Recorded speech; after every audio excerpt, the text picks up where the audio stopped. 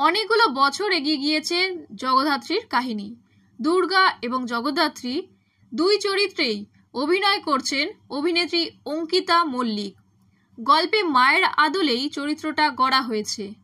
এতদিন ধরে মুখোপাধ্যায় পরিবারের আড়ালেই ছিল সে, কিন্তু সময়ের সাথে তাল মিলিয়ে আর দর্শকদের চাহিদাকে মাথায় রেখে গল্পে বিভিন্ন রকম মোড় এসেছে।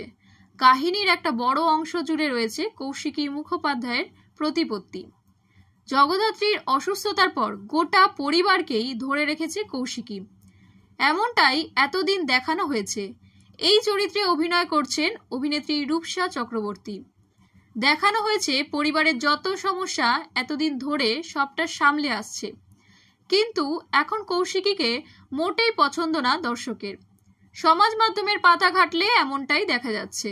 একজন লিখেছেন, জগদ্ধাত্রী সিরিয়ালের কৌশিকীকে আগে ভালো লাগলেও এখন বেশি বাড়াবাড়ি করছে মনে হয়।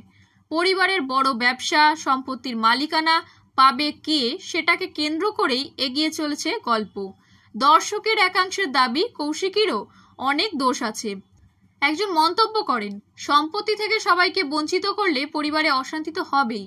দুর্গাকে উচ্চশিক্ষিত করল না, সম্পত্তি সবাইকে ভাগ করে দেওয়া উচিত ছিল। পর্দার কৌশিকীর সিদ্ধান্তে অনেকেই হতাশ। এ প্রসঙ্গে অভিনেত্রী রূপসা চক্রবর্তীকে প্রশ্ন করা হলে তিনি বললেন, দর্শক যে আমাদের গল্পের মধ্যে এভাবে ঢুকে গিয়েছে এটা ভেবে ভালো লাগছে, কিন্তু সবাইকে একটু ধৈর্য ধরতে হবে। কারণ আমার মনে হয় রূপসা ভুল সিদ্ধান্ত নিলেও কৌশিকী কখনো ভুল সিদ্ধান্ত নেবে না। প্রায় 3.5 বছর ধরে সম্প্রচারিত হচ্ছে এই ধারাবাহিক। এখনো পর্যন্ত টিআরপি তালিকায় টেক্কা দিতে দেখা যায় তাকে।